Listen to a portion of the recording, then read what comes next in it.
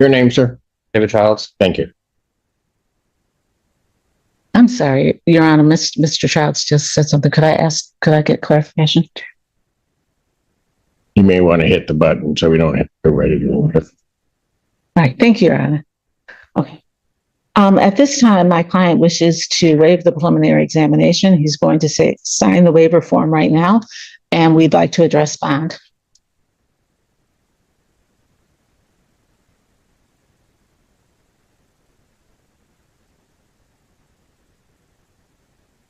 Yeah.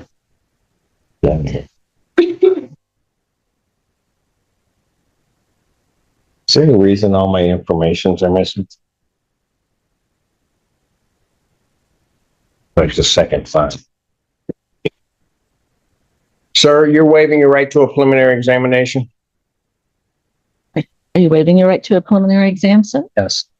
You understand that that's a proceeding where the people would have to show by probable cause that the offenses alleged were committed and that you committed them. You understand you'll not have that hearing and that you'll proceed to circuit court. Yes, Your Honor. For further resolution. People also waive their right. Preliminary examination having been waived, defendants bound over to circuit court on both counts. Your Honor, we acknowledge receipt of the information. Wade, it's on the record, and at this time, my client wishes to stay on mute and have the court enter a not guilty plea. Defendant having waived formal reading, standing mute, court will enter a not guilty plea. Pretrial will be set for April 7th, 2026, 1:30, Judge Conkey. As to bond. Your Honor, we're requesting that that the court would consider one of two options for Mr. Childs. The first is to grant him a personal recognizance bond. He has been in custody for, I want to say, 2 months at this point. Longer than that. At least 2 months at this time. He is a small business owner. He owns his own flooring company. He can return to that work. He can be released on tether to the address in the file and has no problem with the no contact order or no go to that area order. Part of the reason for my confusion or not being quite clear about his dates is because this case is a reauthorization case. However, the original felony was reduced and was pending in district court up until yesterday. So with that, in terms of the total time with regard to these incidents, it would be more than that.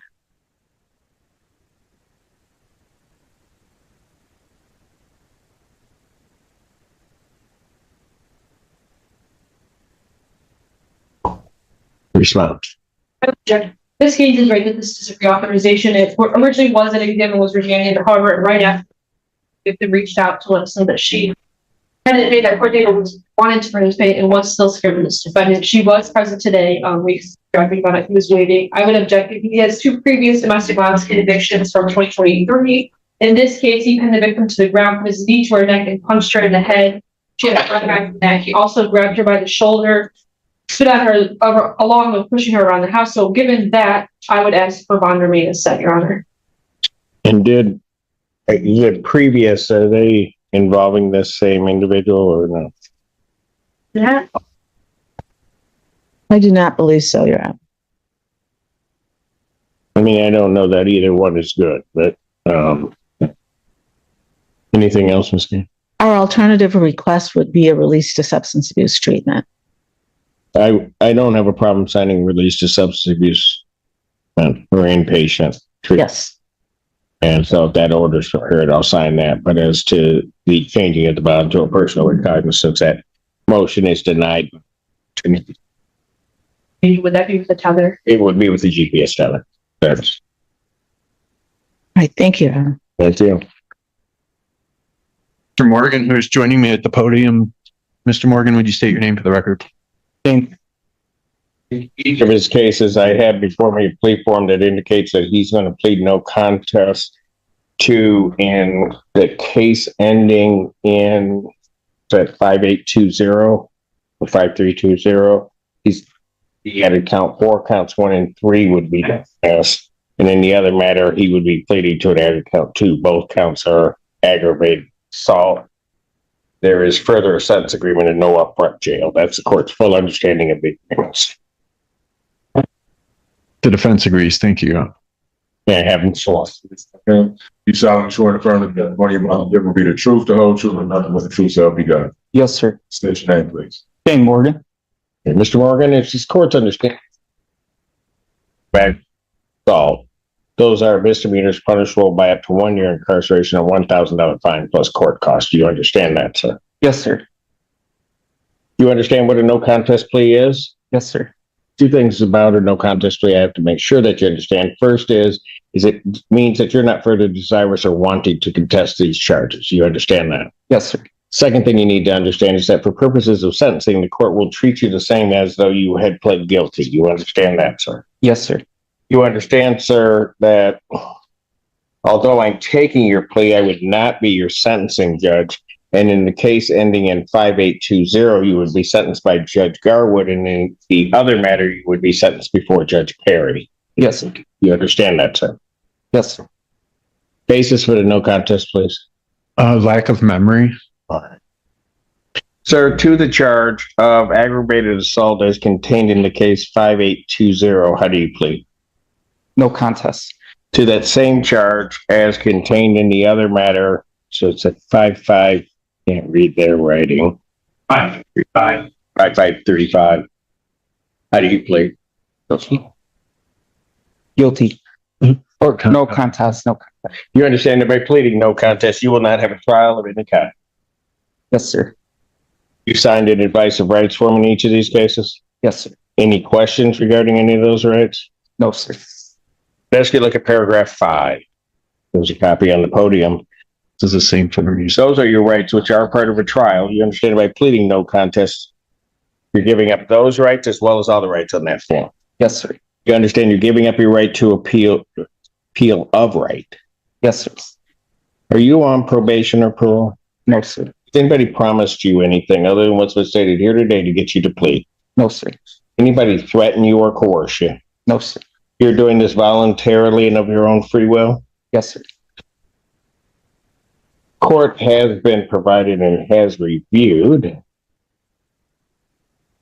Ann Arbor Police Department report for their case number. Let's get to it.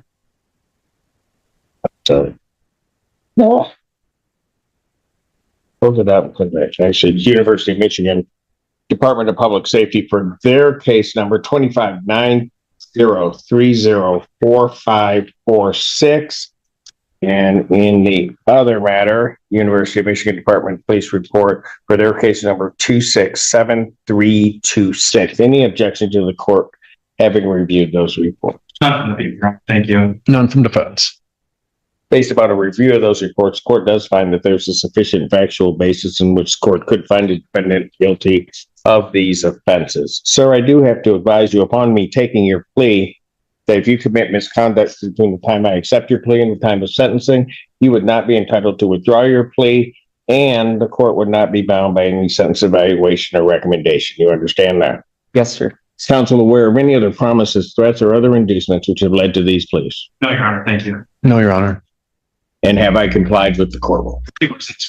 Defense is satisfied. Court will accept the defendant's plea to count 4 in the case ending in 5820. Counts 1 and 3 are dismissed. And in the other matter, will accept the defendant's plea to count 2. Count 1 is dismissed.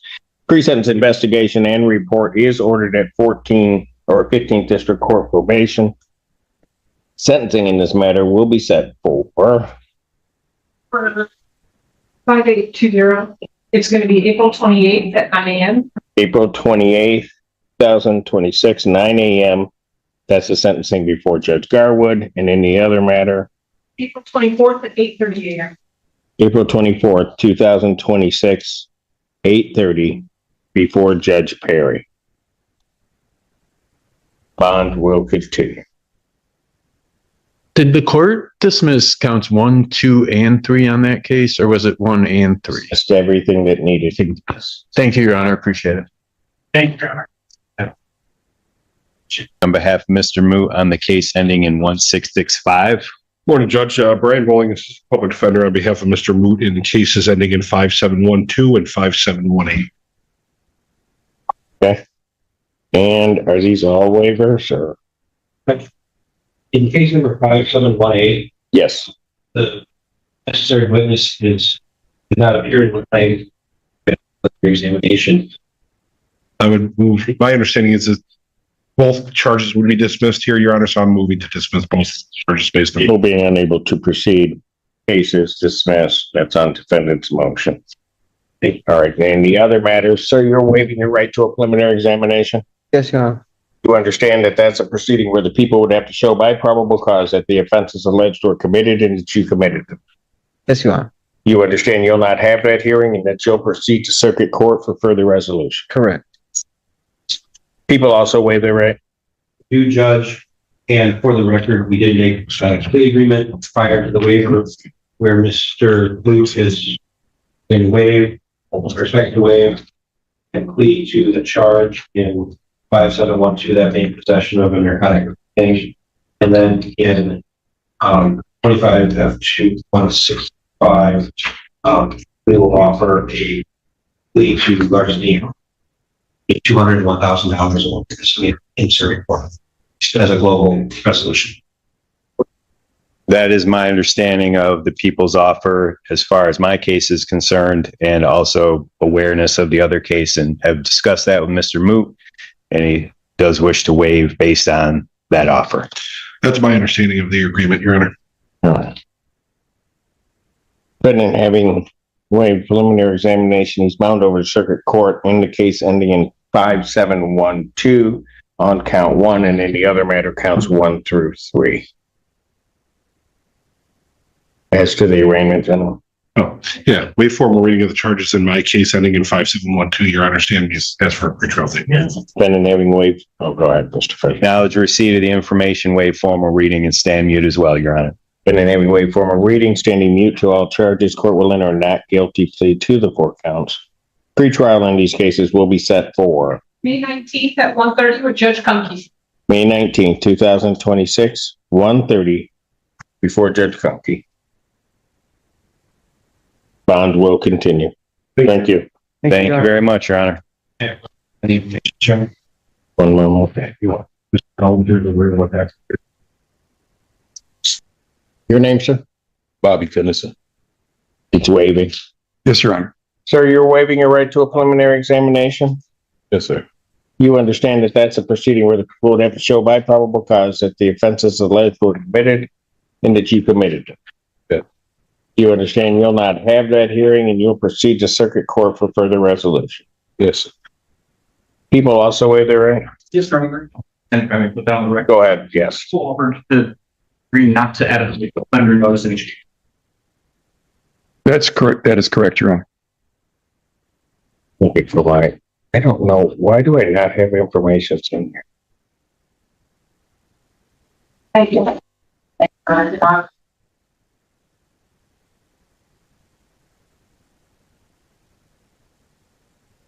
Well, Your Honor, I don't intend this as an insult, but I have a copy of the information. No, I've got it now. No, I've got a copy of the complaint, or at least the final. All right.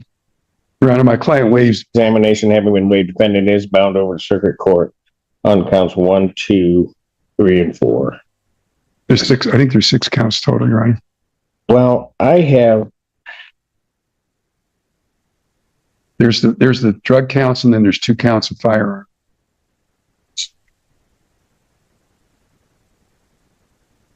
Yes, I see. 6. All right. So it's actually counts 1, 2, 3, 4, 5, and 6. You're right. Got it. It's on the other page. There's only 6. I believe there may be, the information I'm seeing on file has 8 counts with Except the one that I have has 2 of those counts by the magistrate count what would have been the original complaint, counts 3 and 4. that there was a finding of no probable cause. Gotcha. Understood. Thank you. Yeah, the copy I got when I got my discovery, Your Honor, has 3. I have 6 counts total. I'll update our file then. I apologize.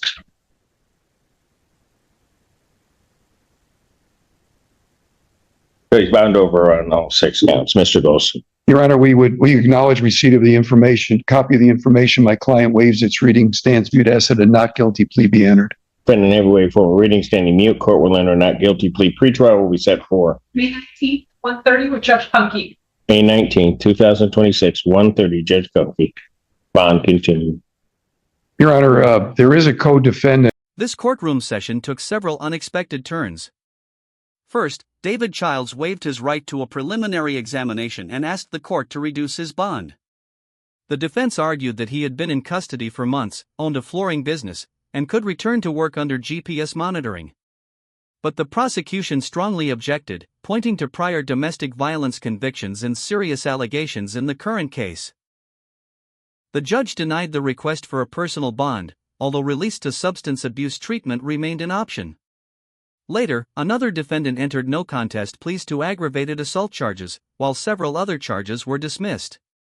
In a separate case, charges were dismissed entirely after a necessary witness failed to appear.